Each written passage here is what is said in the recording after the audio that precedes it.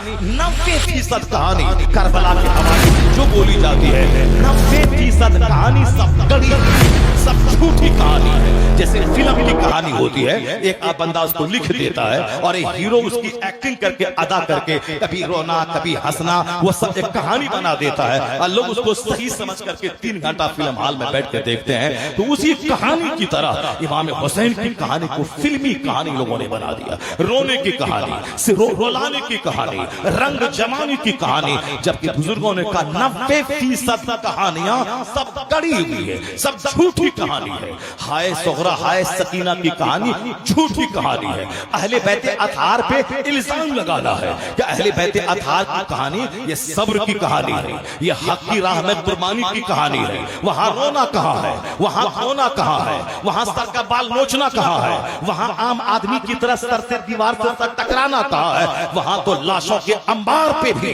दीन की खातिर सब कुछ लुटाने का जज्बा है, न आंखों में आंसू है, न पीछे भागने का जज्बा है। जब लोगों ने ये हालात पैदा कर दिए तो अब उस हालत में सिवाय सब्र के और हक की राह में सब कुछ लुटाने के कोई रास्ता नहीं रह गया। न उसके सामने घिघियाया हमें जिंदगी की भीख दे दे, हमारे अली असगर को बचा दे, हमारे बच्चों को छोड़ दे, चलो वक्ती तौर पर हम तुझको मान लेते हैं। नहीं नहीं, मेरे इमाम ने आखिर तक हक पर कायम रहकर तलवारों के हुजूम में, तीरों के हुजूम में, लाशों के अंबार पे 1 इंच पीछे नहीं हुए, 1 इंच बैक फुट पर नहीं गए। कहा मैं जालिम को समर्थन नहीं दूंगा तो नहीं दूंगा, चाहे तलवार चले, चाहे गर्दन कटे, चाहे बच्चे पिटे, चाहे प्यास के मारे बच्चे बिलके, जालिम को समर्थन नहीं दूंगा। जालिम को समर्थन का मतलब है जुल्म की हिमायत करना, जुल्म का साथ देना। ये हुसैन से नहीं होगा।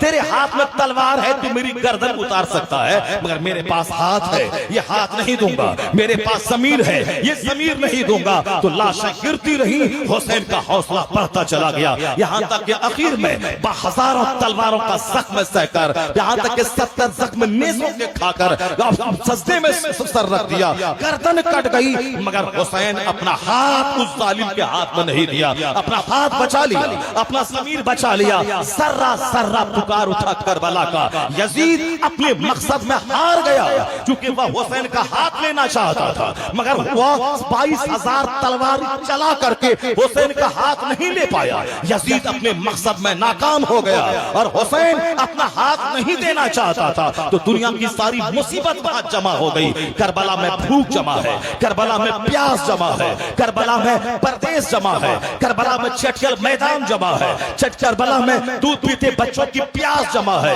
करबला में जवान बेटों की बीमारी जमा है, जहां जवान बेटों की सारी मुसीबत जमा है। मगर अहले बैत अतहार की अजीमत को सलाम, उनके हौसलों को सलाम, उनकी हिम्मत को सलाम, उनकी जुर्रत को सलाम। क़यामत तक का मुसलमान वहां से हिम्मत लेगा, जुर्रत लेगा, सब्र का सबक सीखेगा कि उन लोगों ने मुसीबतों के हुजूम में भी इस्लाम नहीं छोड़ा, सदाकत का दामन नहीं छोड़ा, हक कोई नहीं छोड़ा।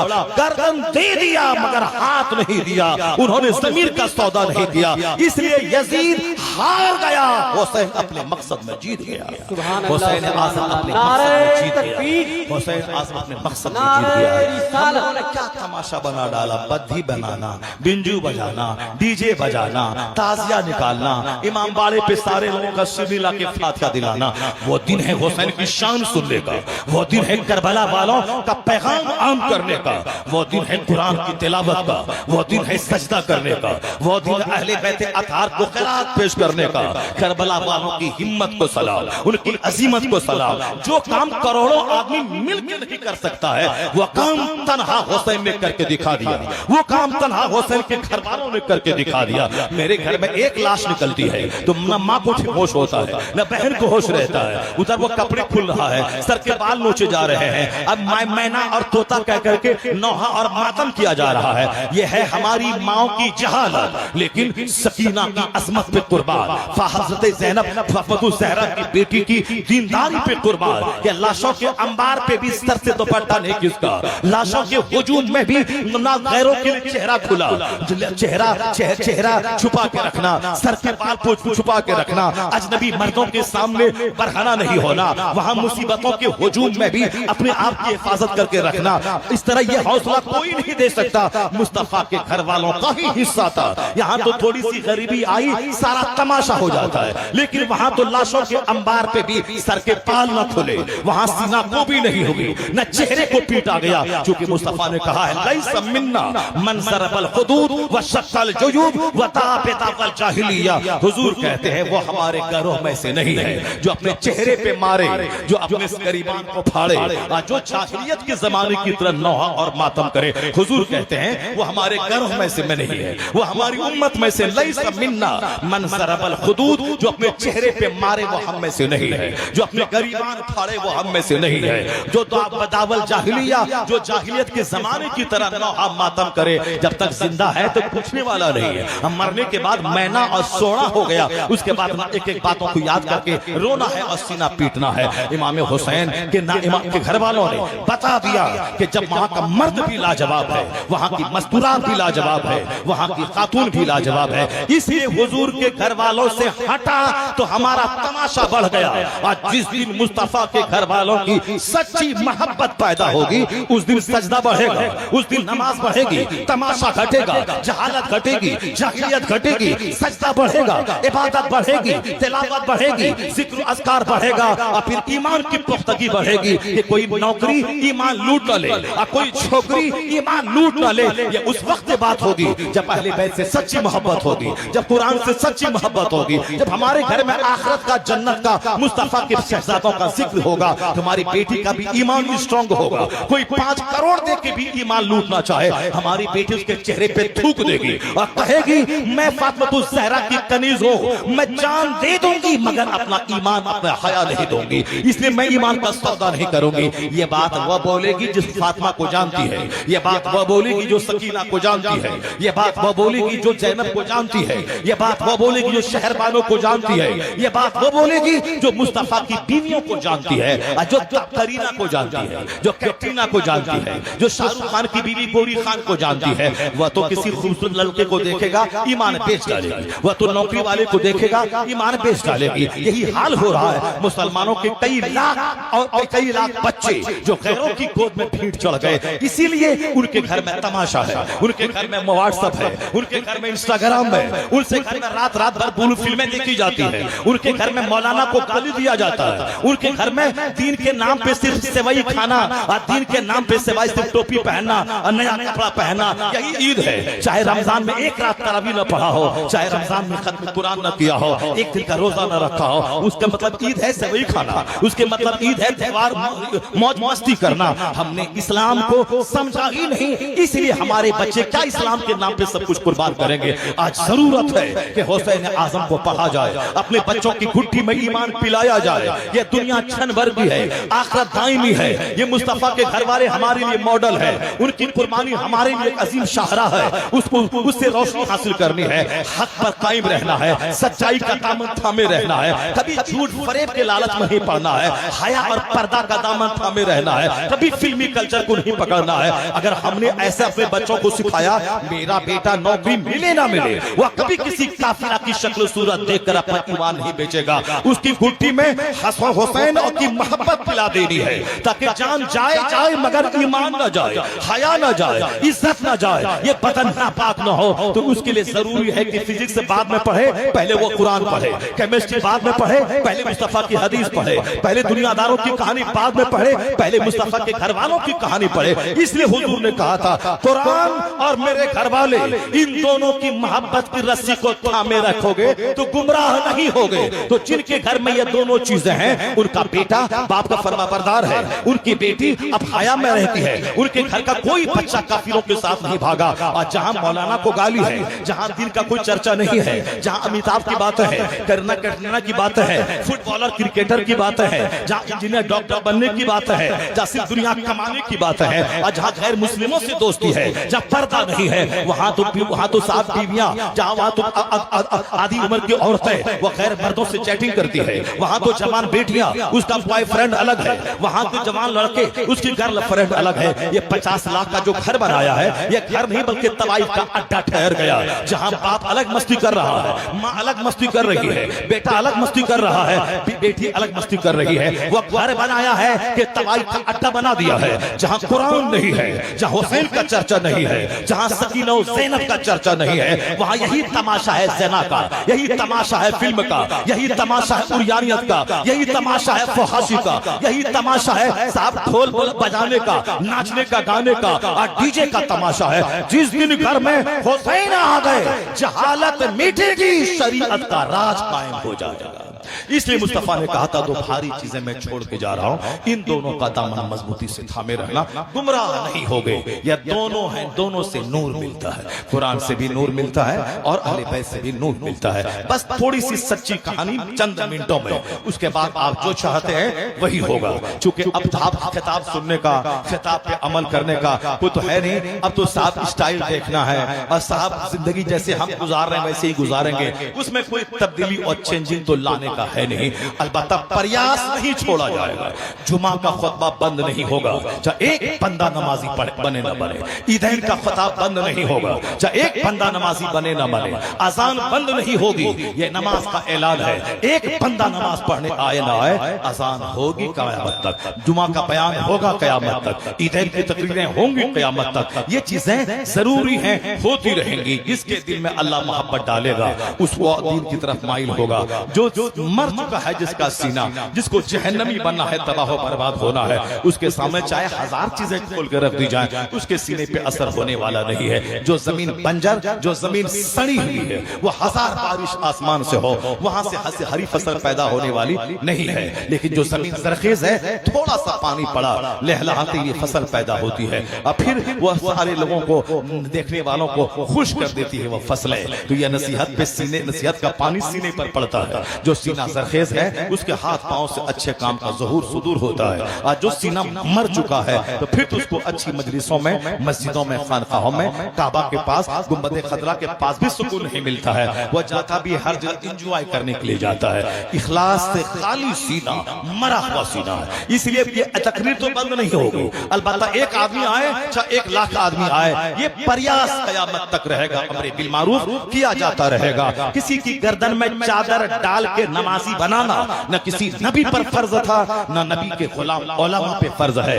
نبی بھی قرآن پڑھ پڑھ کے سناتے تھے, انہی ہزاروں میں سے 1-2 کھینچ کر کے آتے تھے, کلمہ پڑھ کے مشرف اسلام ہوتے تھے. اور یہی پیغام نبی کے غلام علماء پہ بھی فرض ہے. لوگوں تک دین کی باتیں پہنچاتے رہو, اپنے اپنے انداز سے سمجھا بجھا کر کے, قرآن سنا کے, حدیث سنا کے, احسن انداز میں بتاتے رہو. تیرا کام بتانا ہے, باقی دل کا بدلنا یہ اللہ کا کام ہے. یہ جلسہ پریاس ہے, یہ مدرسہ پریاس ہے, یہ خطبہ پریاس ہے, یہ امر بالمعروف ایک پریاس, یعنی ایک کوشش ہے کہ لوگ بات مان جائیں, باقی لوگ مانے یا نہ مانے وہ جانے. امام حسین نے میدان کربلا میں ایک پریاس کیا تھا کہ میں یہاں آ گیا ہوں, یہ 22,000 کی فوج سامنے ہے. اس کے کمانڈر کے سامنے امام حسین نے ایک تقریر کی تھی, اے لوگو میں نے تیرا کیا بگاڑا ہے, تم ہماری جان کے کیوں دشمن بن گئے ہو, تم نے ہم کو 150 سے زیادہ خطوط لکھا تھا, تو تیرے خط لکھنے کے بعد میں تیرے بلانے کے بعد آیا, اور تم آج میری جان کے دشمن بن گئے. تم نے چاروں طرف تلوار اور تیر کے پہرے تم نے بیٹھا دیے. آخر کیا ہے تیرا مقصد, تم نے کیا, میں لڑنے آیا ہوں, میں تیرے بلانے سے آیا ہوں. اب اگر تجھ کو میرا بلانا پسند نہیں ہے, میرا آنا پسند نہیں ہے, مجھ کو واپس مدینہ جانے دے تاکہ میں مدینہ جا کر کے اپنا چین زندگی کے دن گزار لوں. اگر یہ تم کو پسند نہیں ہے تو مجھ کو یہاں سے سیدھے یزید کے پاس جانے دے دمشق, تاکہ میں یزید سے بیٹھ کر کے بات مسئلے کا حل نکالوں, میں ان سے گفتگو کروں, میں اپنی بات بتاؤں. اور پھر اگر یہ بھی پسند نہیں ہے, مجھے کسی اسلامی ملک کی طرف جانے دے, یعنی ان علاقوں کی طرف جہاں مسلمان رہتے ہیں, وہاں جاؤں, میں دین کی تبلیغ کروں, اسلام کی تبلیغ کرتا ہوا میں اپنی زندگی کے دن گزار دوں. ان کا سینہ مر چکا تھا سامنے والے کا, چونکہ یزید نے اتنے انعام کے لالچ دیا تھا. ان لوگوں نے کسی کو کہا تھا کہ عمر ابن سعد رائے کی گورنری تجھ کو دے دوں گا اگر تم نے حسین کی مہم کو تم نے سر کیا. اب عبیداللہ ابن زیاد کو بصرہ کا گورنر پہلے تھا, کوفہ کا ایڈیشنل گورنر اس کو بنا دیا اور کہا تو ہمیشہ کے لیے دونوں بصرہ اور کوفہ کا گورنر رہے گا اگر تم نے اس مہم کو سر کیا. عمر ابن سعد, شمر مردود, قلی بن یزید, سنان ابن ارس, یہ جو بڑے کردار ہیں یزیدیوں کے, یہ سب کے سب پکے دنیا دار, لالچی, حریص. اس لیے سچا حسینی وہ اس دنیا میں مکان نہیں بنانا چاہتا. اسی مکان کی طلب نے ان جنتی باپ کے جہنمی بیٹوں کو اس جہنمی بنایا. وہ کون لوگ تھے؟ عمر ابن سعد, سعد ابن وقاص جنتی باپ کا بیٹا تھا جو جہنمی ہو گیا. یزید جنتی باپ کا جہنمی بیٹا. حضرت امیر معاویہ جنتی ہیں چونکہ وہ صحابی ہیں. سارے صحابہ جنتی ہیں, اللہ نے وعدہ کر لیا ہے. صحابہ کرام سے کوئی بھول چوک اگر ہوئی کبھی, اللہ نے سب کو معاف کر دیا, سب جنتی ہے. صحابہ کرام کو نہ گالی دینا ہے, نہ اس کی خطا کو پکڑنا ہے, خطا اجتہادی سمجھ کر اس کی خطا کو بھی نیکی تصور کرنا ہے. اس لیے امیر معاویہ جنتی, ان کا بیٹا یزید جہنمی. سعد ابن وقاص جنتی, اس کا بیٹا عمر ابن سعد جہنمی. اس میں بہت سارے لوگ تھے جن کے باپ صحابی, جن کے باپ تابعی. ان نیک لوگوں کے جہنمی بیٹے حسین کے ارد گرد تلوار چمکانے لگے. کہا کوئی شرط نہیں مانی جائے گی, یزید کی بیعت کیجیے, یزید کا سمرتھن کر دیجیے, اس کی حمایت کیجیے. حسین اعظم نے کہا یہ تو بے جا مطالبہ ہے, یہ غلط مطالبہ ہے, یہ تو مصطفیٰ کے بیٹے سے نہیں ہوگا. حسین اعظم نے سمجھایا کہ دیکھ میں ہوں کون, اس روئے زمین پر میرے علاوہ کوئی مصطفیٰ کا حقیقی نواسا نہیں موجود ہے. میں وہی حسین ہوں جس کے بارے میں جس نبی کا کلمہ تم پڑھتا ہے. اس نبی نے کہا تھا الحسن والحسین سیدہ شباب اہل الجنہ. یہ حسن حسین جنتی نوجوانوں کے سردار ہے. میں جنتی جی نہیں, جنتی نوجوان کا سردار ہوں. یہ ہمارے پیغمبر, ہمارے نانا تیرے پیغمبر جس کا کلمہ تم پڑھتا ہے, اس پیغمبر نے کہا ہے. تو اب تو کس کے خلاف تو جنگ چھڑ رہا ہے, کس کے خلاف تو تلوار چمکا رہا ہے, کس کی گردن کاٹنے کے لیے اپنے بہادروں, اپنے پہلوانوں کو تو سامنے لے آیا ہے, کس کے خلاف؟ کلمہ پڑھتے ہو, نبی کے نواسے کے خلاف تم نے تیر اور تلوار کا ایک دیوار تم نے کھڑی کر دی ہے. میرا حق پہچانو. نانا جان کو کیا منہ دکھلاؤ گے؟ جس نبی کا کلمہ پڑھتے اس کی شفاعت اس کو کیسے ملے گی؟ جن کے گھر والوں کو اجاڑنے کا پلان بناتے ہو, جن کی عورتوں کو قیدی بنانے کا پلان بناتے ہو, ان کی شفاعت کی امید تم کرتے ہو, کیسے کرتے ہو؟ اس تقریر کو سننے کے بعد جو صاحب ضمیر تھے ان کا دل ہل گیا. جناب حر یزید کی فوج میں تھا, انہوں نے وہاں سے لپک کے امام حسین کے پاس آ کے اپنی غلطی کی معافی مانگی, پھر حسین کے ساتھ دیا, اور جب تک شہید نہیں ہو گئے وہ اپنے گھوڑے سے نیچے نہیں اترے. یہ جو خوش قسمت لوگ تھے وہاں سے چل کے ادھر آ گئے, مگر بدنصیب جس کے دماغ پہ دنیا کی ہوس تھی, اچھا کھانا, اچھا پہننا, حکومت کرنا, سرداری کرنا, وہ تباہ اور برباد ہو گئے. ایک قوم مسلم امام حسین مدینہ میں تھے, مدینے میں یزید کا قاصد پہنچا اور کہا کہ امیر معاویہ کا انتقال ہو گیا ہے, یزید خلیفہ بن گیا ہے اور آپ ان کی بیعت کر لیں. امام حسین کے سامنے دو آپشن تھا, ایک یزید کو مان لینا, چلو تم جانو تم شرابی ہو, پاپی ہو, بے نمازی ہو, تم جانو تمہارا کام جانے, لیکن ہم نے تم کو مان لیا اسی شرط پر کہ تو ہمیں مدینے کا گورنر بنا دے, ہر مہینے 4 لاکھ روپے مہینہ تنخواہ میری مقرر کر دے. یزید کود کے دے دیتا, چونکہ یزید چاہتا یہی تھا کہ حسین سمرتھن دے دیں, چونکہ ان کو ڈر تھا کہ بظاہر ستہ پہ قبضہ ہمارا ہے. چونکہ یزید نے زبردستی ستہ کو چھینا.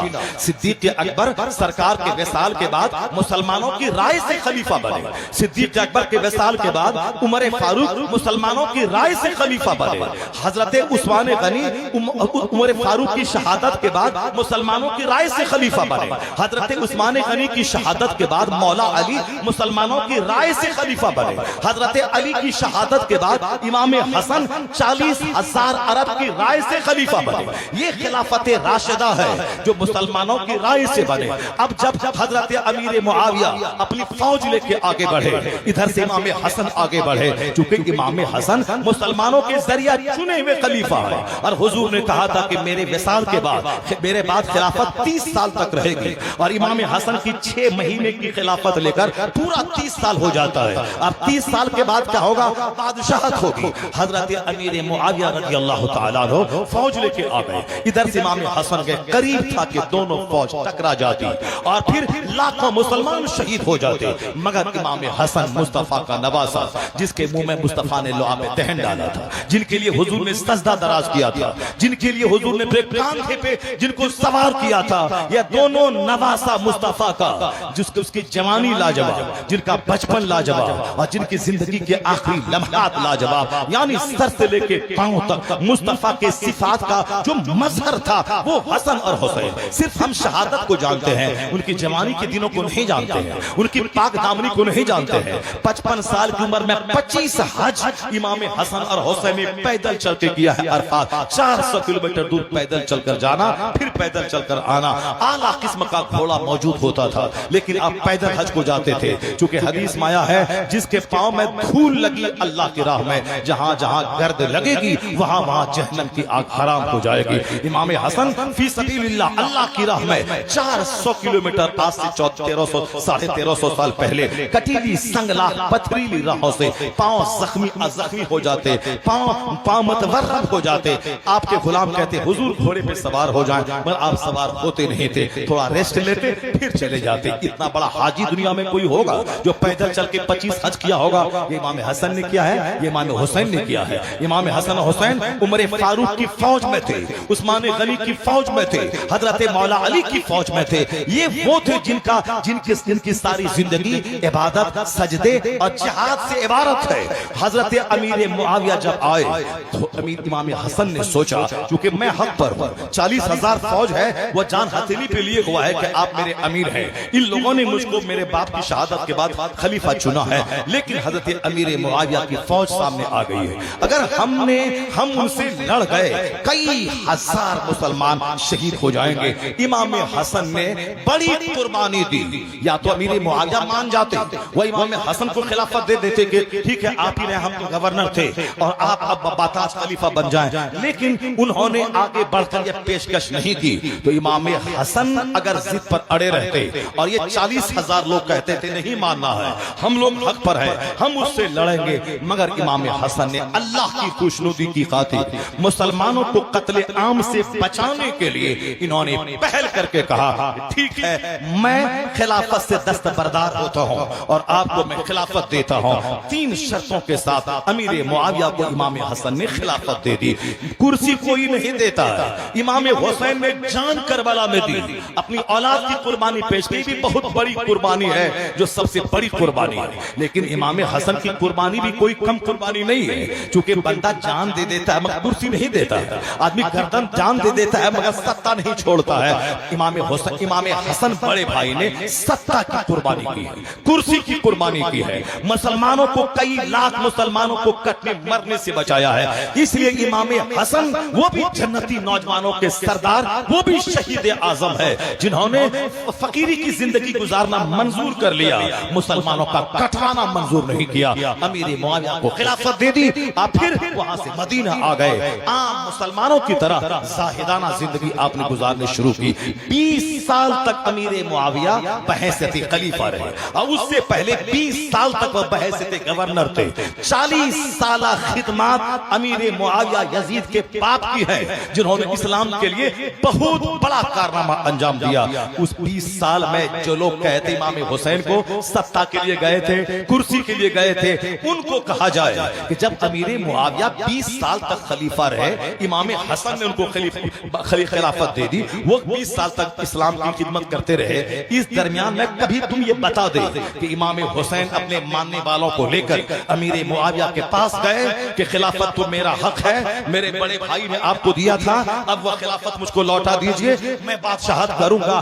20 سال چھوٹا پیریڈ نہیں ہوتا ہے، 20 سال ایک لمبا پیریڈ ہے۔ ایک بار بھی ایسا نہیں ہوا کہ امام حسین ستہ کے لیے دمشق گئے ہوں، ستہ کے لیے 40,000 کی فوج جمع کر کے ان سے لڑنے گئے ہوں، ایک بار بھی ایسا تاریخ میں نہیں آتا ہے۔ امام حسین کرسی کے شوق میں امیر معاویہ سے جنگ کرنے گئے نہیں۔ جب امیر معاویہ کا وصال ہو گیا، وصال ہونے کے بعد اس کرسی پر، جس کرسی پر امام حسن نے حضرت امیر معاویہ کو سپورٹ کیا تھا، اس کرسی پر یزید جیسا فاسق، آوارہ خیال، آزاد خیال آدمی قبضہ کر لیا۔ مسلمانوں کی رائے نہیں لی کہ میرا باپ مر گیا، اب مسلمانوں کا خلیفہ کون ہوگا، مسلمانوں کی رائے کے بغیر فوج کا چوری چھپے چند لوگوں سے اپنی بیعت لے کر، فوج کے سہارے زبردستی چاہا کہ سب سے میں اپنی بیعت لے لوں، تو کمزور قسم کے لوگوں نے تو بیعت کر لیا، مگر حسین جیسے امام امام کے پاس ان کا قاصد آیا کہ آپ یزید کی بیعت کر لیں. کہا میں یزید کی بیعت چوری چھپے کر لوں نہیں ہوگا. یزید آوارہ تو پہلے سے تھا مگر باپ نے اسی لیے ان کو خلیفہ بنا دیا تھا تاکہ کم سے کم جب ذمہ داری آئے گی تو نیک بن جائے گا. مگر بادشاہ بننے کے بعد یزید بے لگام ہو گیا. شراب پینا اس کی عادت بن گئی, نمازیں چھوڑنا اس کی عادت بن گئی. تو حسین اگر سمرتھن کر دیتے اس بے نمازی شرابی فاسق کو تو قیامت تک کے لیے اسلام کا سسٹم چرمرا جاتا, مسلمان سہم سے جاتے, حق بولنے والا کوئی نہیں رہتا, نماز کا سسٹم گڑبڑا جاتا, محرمات سے نکاحوں کا سسٹم گڑبڑا جاتا. یہ جو اسلام ایک گائیڈ لائن سے چل رہا تھا, اللہ کے قانون سے چل رہا تھا, مصطفیٰ کے ضابطے سے چل رہا تھا, اس میں پہلا رخنہ اندازی کرنے والا خبیث مردود وہ یزید تھا. اب حسین اعظم اگر سپورٹ کر دیتے تو پھر قیامت تک اسلام کی کشتی کا آنا یہ ذرا مشکل ہو جاتا. اس لیے حسین اڑ گئے. اب حسین کے سامنے دو آپشن تھا, یا تو یزید کی بیعت کر لینا, وہ چاہے زنا کرے شراب پی, ہم کو مطلب ہی مجھ کو 2 لاکھ کا مہینہ دو, ہم آرام سے مدینے میں کھائیں گے, بال بچوں کے ساتھ رہیں گے, مسجد نبی میں نماز پڑھائیں گے, یہاں کا گورنر بن کے رہیں گے اور آرام سے 55 سال میں مریں گے, ماں کے پہلو میں جنت البقیع میں دفن ہو جائیں گے, اس کے بعد جنتی نوجوان کے سردار تو ہم ہیں. یہ تھا اپنا سیلف لگزریس لائف گزارنے کا طریقہ. ایک آپشن یہ تھا, وہ گورنر بن جاتے, یزید کو سمرتھن کر دیتے, مدینے میں آرام سے ہاتھ چومنے والے, پیر چومنے والے آپ کے غلاموں کی تعداد تھی, آرام سے بال بچوں میں رہتے, کھاتے پیتے, مر جاتے. اس میں اپنا آرام تو تھا, مگر اس مصطفیٰ کے پیار کا کیا ہوگا جس مصطفیٰ نے حسین کے منہ میں لعاب دہن ڈالا تھا, جن کو اپنے کاندھے پہ سوار کیا تھا کہ آج حسین کو کاندھے پہ ڈھوتا ہوں, کل جب میری امت کا بوجھ حسین کے کاندھے پہ آئے گا تو حسین اس محبت کا قرض چکائے گا. ماں کے لمبے سجدوں کا کیا ہوگا, مولا علی کی تربیت کا کیا ہوگا. اب وقت آ چکا تھا جس وقت حق کی حمایت کی خاطر مصیبتیں اٹھانے کی گھڑی آ گئی تھی. ایک آپشن تھا آرام سے مدینے میں رہنا, اور دوسرا آپشن تھا کہ ڈٹ جانا کہ نہیں یزید کو سپورٹ نہیں کریں گے, اس راستے میں قتل ہے, اس راستے میں بھوک ہے, اس راستے میں پیاس ہے, اس راستے میں بال بچوں کی زندگی کو خطرے میں ڈالنا ہے. حسین نے کہا یہ راستہ دوسرا بھلے ہی مصیبت کا ہے, سب مصیبت کا ہے, پیاس کا ہے, بھوک کا ہے, مگر اس راستے پہ چل کے میں مصطفیٰ کو منہ دکھا پاؤں گا, میں اپنی ماں کو چہرہ دکھا پاؤں گا کہ لال تو نے دودھ کا کیا قرضہ ادا کیا, امت گمراہ ہوتی رہی اور تو مدینے میں آرام سے ہاتھ پاؤں چوموا کے آرام کی زندگی تو گزارتا رہا. تم قتل کیوں نہ ہو گئے, تم نے ڈٹ کیوں نہیں گئے, مر جاتے مگر ظالم کا سمرتھن نہیں کرنا تھا. اگر ماں سوال کرے گی قیامت میں تو کیا جواب دے گا حسین؟ ماں کی شفقت کا لاج رکھنا تھا, باپ کے پیار کا لاج رکھنا تھا, اور خود جو انہوں نے مصطفیٰ کی تربیت میں رہ کے سیکھا تھا. یہ دنیا پانی کا بلبلا ہے, آج ہے کل ختم. یہ دنیا ایک آگ کی چنگاری ہے جو بھڑکی اور ختم ہو گئی. چاہے میں 1000 آرام سے جیوں پھر بھی تو مرنا ہے, تو مرنا ہے ڈرپوک بن کے کیوں مرنا ہے, حق کی خاطر مرنا ہے. ایک طرف دنیا اور ایک طرف آخرت, ایک طرف اپنا فائدہ, ایک طرف قیامت تک کی امت کا فائدہ. اپنا فائدہ ترک کیا حسین نے, امت کے فائدے کی خاطر میدان میں نکل گئے. مدینے کی آرام بھری زندگی کو حسین نے ترک کیا, ہم مصیبت والی زندگی کو اختیار کیا, اور قیامت تک کے مسلمانوں کو ایک مزاج دیا. جب دین بچانا مشکل ہو جائے اس وقت میں تمہیں دین بچانے کے لیے گردن جائے حسین کے طریقے پر عمل کرتے ہوئے حق کی رسی کو مت تیاگنا, حق کو کبھی ہاتھ سے جانے مت دینا, کسی ظالم کے سامنے جھک کر کے اس کے ظلم کو تسلیم مت کر لینا. تو مارے گا اور کیا کرے گا, مگر تیرا سپورٹ اس کو اور جری بنا دے گا, تیرے سپورٹ سے دین اور حق خطرے میں پڑ جائے گا. تو حسین نے اپنی زندگی سے بتایا جب دنیا اور آخرت دونوں آپس میں ٹکرا جائے تو آخرت کو گلے لگانا, دنیا کو تیاگ دینا. جب حق اور باطل دونوں ٹکرا جائے, باطل کو تیاگ دینا, حق کو پسند کر لینا. خدا کو راضی کرنے کے لیے بھوک پیاس اگر قتل کی راہوں سے گزرنا پڑے تو موجودہ آرام دہ زندگی کو ترک کر کے اس مصیبت کی زندگی کو چن لینا, چونکہ اس مصیبت کے بعد آرام ہی آرام ہے, اس مصیبت کے بعد جنت ہی جنت ہے. تو حسین نے اس آپشن کو قبول کیا, آخرت کا راستہ, حق کا راستہ, صداقت کا راستہ, بھوک اور پیاس تکلیف کا راستہ چن لیا. اس لیے حسین مدینے سے نکل کے مکہ گئے, مکہ سے نکل کے کربلا گئے. اب دیکھا سامنے 22,000 کی فوج, آپ نے سمجھانے کی کوشش کی مگر ظالموں نے نہیں مانا. حسین اعظم نے حق بیان کیا, حجت تمام کر دی, تاکہ یہ مت بولنا کہ کل حسین نے مجھ کو نہیں بتایا کہ سچائی کیا ہے اور میں کیا ہوں, میں بے خبر بے خبری میں یزید کا ساتھ دیا، اس لیے حسین اپنے آپ کو بچانے کے لیے نہیں، حق بتانے کے لیے خطبہ دیا تھا۔ اب وہاں یزید کے سپاہی ہرکارے اسی بات پہ بسیط اور مصر تھے کہ آپ یزید کو ہاتھ دے دیں، سمرتھن دے دیں، مگر حسین اعظم نے کہا یہ ہم سے نہیں ہوگا۔ جب چاروں طرف سے لوگوں نے گھیر لیا، دانا پانی بند کر دیا، جب بچے بھوکے پیاسے رہنے لگے، یہاں تک کہ ان ظالموں نے تب انہوں نے زور ڈالا بس اب جنگ کے لیے تیار ہو جائیے۔ وہاں جنگ کرنے حسین گئے ہی نہیں تھے، جنگ کرنے جاتے تو دودھ پیتے علی اصغر کو کیوں لے کے جاتے؟ اگر جنگ کرنا ہوتا تو عورتوں کو لے کے کیوں جاتے؟ جب جنگ کرنا ہوتا تو بیمار بچوں کو لے کے کیوں جاتے؟ اگر جنگ کرنے کے لیے حسین جاتے تو مدینہ سے نوجوانوں کی ٹیم تیار کر کے جاتے، 1000 2000 5000 نوجوانوں کو لے کے جاتے، چلو لڑنا ہے یزید کی فوج سے۔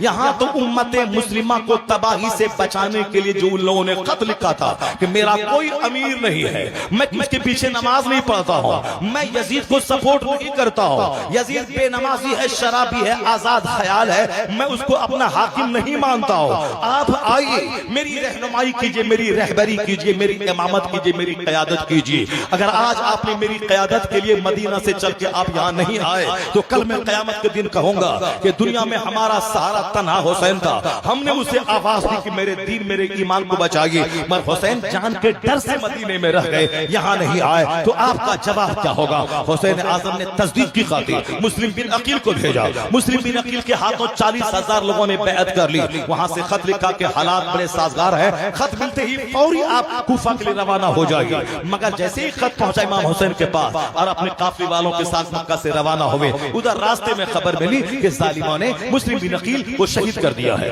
ان کے دو ساتھی جو راستہ بتانے کے لیے گئے تھے وہ شدت پیاس کی وجہ سے راستے ہی میں وہ شہید ہو گئے، یعنی حالات وہاں کا منظرنامہ بدل چکا ہے۔ امام علی مقام وہاں سے لوٹ جاتے، مگر آپ دینی خودداری اور حمیت نے لوٹنے نہیں دیا کہ مسلم بن عقیل میرا قاصد تھا، میرے قاصد کو لوگوں نے ذبح کر دیا، اب تو ہمارے لیے ان سے لڑنا جائز ہو گیا، اس خون کا بدلہ لینا جائز ہو گیا، اس لیے آپ وہاں سے میدان کربلا گئے۔ جب وہاں گئے تو سامنے سے حالات پیدا ہو گئے، وہ جو کہانی ہے کہ یہ آیا، وہ اچھلا، وہ کودا، یہ آگے گیا، وہ آگے گیا، ایسا ہوا ویسا ہوا، ان رافضیوں شیعوں نے بہت کچھ نمک مرچ لگا کر کے اس کہانی کو رنگین بنانے کے لیے، فلمی افسانہ بنانے کے لیے ایسا کیا۔ امام علی مقام نے حق و صداقت کی بات رکھی، ظالموں نے نہیں مانا۔ اب وہاں جنگ چھڑ گئی، دو فکری جنگ، ایک وہی فکر تھی حسین ہاتھ کیسے نہیں دے گا، جب مصیبت میں پڑے گا تو دے گا، بھوکا رہے گا تو دے گا، پیاسا رہے گا تو دے گا، بچے مریں گے تو دے گا۔ حسین نے کہا ٹھیک ہے آزما لے۔ اللہ رب العزت نے کیا کہا؟ میں تمہیں ٹیسٹ کروں گا، مال کی کمی دے کر، بھوک دے کر، اولاد کی کمی دے کر، جان لے کر، اگر تم نے صبر کیا تو تجھ پر رحمتوں کی بوچھار ہے، تو ہی ہدایت یافتہ ہے۔ اور اللہ نے کیا کہا کہ اے ایمان والو، جب مصیبت آ جائے نماز سے مدد چاہنا، صبر سے مدد چاہنا، یہاں ہے نماز سے مدد، صبر سے مدد، اور ہم مدد کیا چاہ رہے ہیں صاحب؟ کافروں سے مدد، مشرکوں سے مدد، غونڈوں سے مدد، ڈکیتوں سے مدد۔ یہ ہمارا حال ہو گیا کہ ڈکیتوں سے دوستی اسی لیے کرتے ہیں تاکہ سنکٹ کی گھڑی میں کام آئے۔ دوستی متقی سے نہیں ہے، دوستی ڈکیتوں سے ہے، چوروں سے ہے۔ سب سے پہلے اللہ نے کہا کہ نماز سے مدد مانگ، جب مصیبت آ جائے وضو کر نماز کے لیے کھڑا ہو جا، جب مصیبت آئے صبر کر، صبر کا پتھر سینے پہ رکھ لے، خاموش ہو جا، اور اللہ کی تقدیر پہ راضی رہ جا۔ بچہ مرا خاموش رہا، دولت گھٹی خاموش رہا، خوف کا ماحول پیدا ہو خاموش رہا۔ صبر میں بڑی طاقت ہے۔ اللہ کہتا ہے صبر سے مدد مانگ، نماز کے ذریعے مدد مانگ، اور ہم تجھے آزمائیں گے دنیا میں، جب تم کو 100 سال کی جنت دیں گے، جو سونے چاندی کا مکان دیں گے، جہاں سدا تو زندہ رہے گا، موت ہی نہیں آئے گی۔ دنیا کا 100 سال 1 منٹ، وہاں تجھ کو 100 سال رہنا ہے، جہاں موت کو ذبح کر دی جائے گی، وہاں صرف عیش ہی عیش ہے، وہاں دودھ کی نہر ہے، شرابن طہورہ کی نہریں ہیں، وہاں اسلم مصفہ کی نہریں ہیں، 70 بیویاں تیرے نکاح میں رہیں گی، جہاں کوئی دکھ کا سایہ نہ ہوگا، جوانی ہوگی، بیوی ہوگی، وہاں کوئی روزہ رکھنے کی مصیبت نہ ہوگی۔ اصل میں عیش تو آخرت کا ہے۔ جب اتنا بڑا عیش تیرے لیے میں نے مقرر کر دیا ہے تو دنیا میں تو تھوڑا ٹیسٹ لوں گا، آزماؤں گا تمہیں، خوف کے ماحول میں آزماؤں گا تمہیں، جان کی کمی دے کے آزماؤں گا۔ کربلا میں بھوک بھی جمع ہے، کربلا میں اولاد کی زندگی جاری وہ بھی جمع ہے، کربلا میں خوف بھی جمع ہے۔ تو جو اس آیت کریمہ میں ہے وہ ساری باتیں کربلا میں جمع ہے۔ پردیس چٹکل میدان، سامنے رشتہ دار ہے، وہ یزید کے خاندان والے کوئی دور دور کے آگے جانے کے بعد قبیلہ قریش کے ہی لوگ تھے. حضرت مولا علی کا سالہ وہاں موجود تھا, یعنی ایسے رشتہ دار بھی تھے اور وہ سب کے سب کلمہ پڑھنے والے تھے. آگے چل کے ایک ہی خاندان کے لوگ تھے, مگر کرسی کی ہوس نے ان سبوں کو آخرت کے تعلق سے ان لوگوں کو اندھا بنا دیا. دنیا کا عیش ان لوگوں کو چھا گیا, اسی لیے آخرت سے ٹکرا گئے, حق سے ٹکرا گئے. امام علی مقام نے کہا ٹھیک ہے تم کو جو کرنا ہے کرو, اگر تم نے نہیں بلایا ہے, اگر مجھ کو جانے بھی نہیں دے رہا ہے, اب تیرے جی میں جو آتا ہے تو کر لے. ان لوگوں نے 22,000 کی تلوار جمع کر دی تھی, تیروں کی بارش کر دی. حسین کٹیں گے جھک جائیں گے, ان کا بیٹا کٹے گا جھک جائیں گے. میں حسین کی عظمت کو سلام. بھانجا قاسم شہید ہوا, آپ 1 انچ پیچھے نہ ہٹے. جوان علی اکبر شہید ہو گئے, 1 انچ پیچھے نہ ہٹے. دودھ پیتے علی اصغر کو ظالموں نے تیر مار کے شہید کیا, پر حسین نہ روئے نہ گھبرائے. خواتین کے بارے میں جو کہا جاتا ہے کہ سکینہ نے پاؤں پکڑ لیا, وہ رونے لگی, بابا مت جاؤ, یہ سب کہہ کے اہل بیت اطہار کی توہین مت کرو. اہل بیت اطہار ہمت والے لوگ ہیں, حوصلہ والے لوگ ہیں, مصیبتوں کی آنکھوں میں آنکھیں ڈال کر صبر کرنے والے لوگ ہیں. یہ گھبرانے والے نہیں ہیں, یا اونٹ کا پاؤں پکڑنے والے لوگ نہیں ہیں, یا رونے والے لوگ نہیں ہیں, یا ہائے بابا ہائے نانا کرنے والے لوگ نہیں ہیں. وہ جانتے تھے کہ میں مصیبت میں گھرا ہوں, اب ایک راستہ ہے صبر. امام حسین نے ایک نماز نہیں ترک کی. جب سے آپ مدینہ سے چلے, سفر میں نماز پڑھتے رہے, تہجد پڑھتے رہے. مکہ میں ہے, مکہ سے چلے, راستے بھر نماز پڑھے. اب کربلا میں جس دن سے قیام آپ کا رہا, ایک نماز آپ نے نہیں چھوڑی. نماز کے لیے وضو بھی فرات کے پانی سے کرتے رہے, یہاں تک کہ البدایہ والنہایہ میں آیا ہے, بھلے ہی پانی کی قلت تھی خیمے میں, لیکن اس قلت کے باوجود خیمے میں پانی تھا. اور امام حسین 10ویں تاریخ کو میدان جنگ میں جانے سے پہلے آپ نے غسل فرمایا, آپ نے جوڑے پہلے, زبردست خوشبو آپ نے لگائی, آپ نے امامہ باندھا, ہاتھ میں تلوار لی, تب ان ظالموں کی طرف آپ نکلے. یعنی یہ ویروں کی کہانی ہے, یہ بہادروں کی کہانی ہے, یہ حق کی خاطر جان دینے والوں کی کہانی ہے. مصطفیٰ کا کنبہ کبھی باطل سے ڈرا نہیں ہے, ان سے دبا نہیں ہے, ان کی حمایت نہیں کیا ہے. ان کی عورتیں لاجواب, ان کے بچے لاجواب, ان کے بوڑھے لاجواب, ان کے بیمار لاجواب. بہت سارے لوگ نمک مرچ لگا کے خود رونا, دوسروں کو رولانے کی کہانی کربلا کی کہانی بنا دیا. یہ اہل بیت اطہار پہ الزام ہے کہ وہ رو رہے ہیں, گھبرا رہے ہیں, اور تحقش کھا کے گر رہی ہیں. نہیں, وہ تو ہمتوں کا پہاڑ تھے وہ لوگ, ان کے سینے پہ صبر کی چٹان رکھے ہوئے تھے. ان مصیبتوں کی آنکھوں میں آنکھیں ڈال کے صابرین کی جماعت کے امام تھے وہ لوگ. حسین اعظم میدان میں آئے تو وہاں جنگ کیا ہو رہی ہے, نہیں مانوں گا. یزید نے کیا بولا, سب کچھ میں تیرا برباد کر دوں گا مگر تجھ کو ماننا ہوگا. حسین نے کہا میں سب کچھ لوٹا دوں گا, نہیں مانوں گا. جنگ یہی تھی, ہاتھ لے کے رہوں گا اور ہاتھ نہیں دوں گا. بالآخر کیا ہوا, حسین اعظم نے سجدے میں سر رکھا, سبحان ربی الاعلیٰ کا ورد کیا, اور پھر جان جانے آفری کے حوالے کر دی. ساری دنیا نے دیکھا یزید حسین کا ہاتھ لینا چاہتا تھا مگر اپنے مقصد میں کامیاب نہیں ہوا. نہ یزید کا وہ ستم رہا, نہ وہ ظلم ابن زیاد کا. جو رہا تو نام حسین کا جسے زندہ رکھتی ہے کربلا.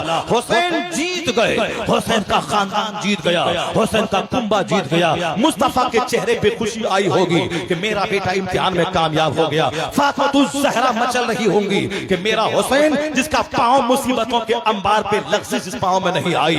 مولا علی کے چاکا چہرہ وہ خوشی سے دمک گیا ہوگا کہ میرا لال امتحان میں کامیاب ہو کر اپنا ناجان کے پاس حاضر ہو گیا. کربلا کی کہانی یہی ہے, باطل سے دب کے جینا ہے توہین زندگی. یہ اعلان کر رہی ہے آج بھی تربت حسین کی. باطل کے سامنے سینہ سفر رہو, یا تم سے کہہ رہی ہے محبت حسین کی. حسین اعظم کا سچا پیار ہم سے ڈیمانڈ کرتا ہے کہ سانپ کا بھی منہ چومنا اور سپیرا کا بھی منہ چومنا یہ منافقت ہے, یہ یزیدیت ہے, یہ حسینیت نہیں ہے.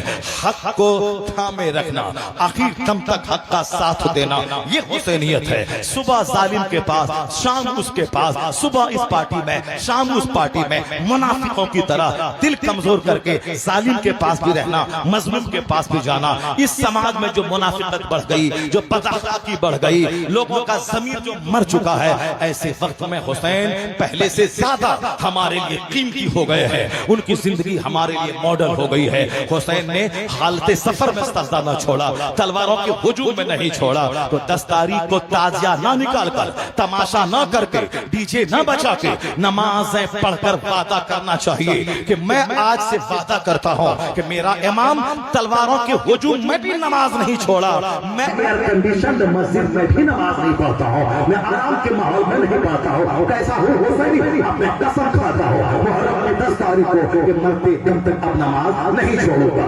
ऐसी वाली मस्जिद है, घर में अमन का माहौल है, हमारे लिए जंग का माहौल नहीं है। जो जंग के माहौल में सजदा नहीं करेगा उस पर तो खौफ का माहौल ताज़ा कर दिया जाएगा। हिंदुस्तान के हालात जैसे हैं सबों को मालूम है। इस माहौल में हमें धमकी मिलती है, एनआरसी की धमकी मिलती है, हमें आजाद छोड़ने की। ऐसे माहौल में न लड़ाई की जरूरत है, न झगड़े की जरूरत है, हुसैन आज़म के सब्र की खैरात की जरूरत है, न सजदे की जरूरत है, तिलावत की जरूरत है, इबादत की जरूरत है। जो हमारे पैदा होने का मकसद है अल्लाह की इबादत करना और ईमान की हालत में ईमान बचा के दुनिया से चला जाना। सजदा बढ़ा दे, इबादत बढ़ा दे, तिलावत बढ़ा दे, क्योंकि बहुत सारा ऐसा मौका आता है जहाँ तलवार और तीर काम नहीं करते, वहाँ दुआ काम कर जाती है, वहाँ सजदा काम कर जाता है, वहाँ तकवा काम कर जाता है, वहाँ तहारत काम कर जाती है। तो हुसैन आज़म से सच्ची मोहब्बत का यही सबसे बड़ा ईमान है कि आदमी बन के जिंदा रहा जाए, मुनाफिक बन के नहीं, दोगला बन के नहीं, अंदर कुछ बाहर कुछ। ये ज़िद्दियत है, जो दिल में रहे वही ज़बान पे रहे, जो अंदर रहे वही बाहर रहे। हक को पकड़ लिया तो पकड़ लिया, अब तो किसी बातिल के सामने भिग जाने वाली मौत न मरे। यही मैदान करबला का पैगाम है।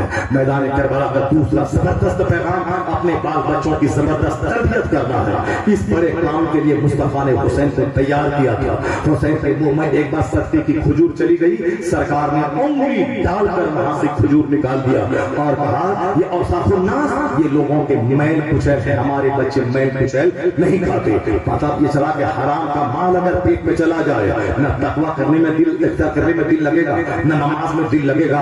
इसलिए मुसलमान हुसैन आज़म से मिसर पैगाम लेकर गरीबी कबूल कर ले, वह हराम की मालदारी को प्रतिशात कर दे, वह हक की मिट्टी की दीवार कबूल कर ले, वह हराम के पुख्ते की दीवार में पासा न कर दे।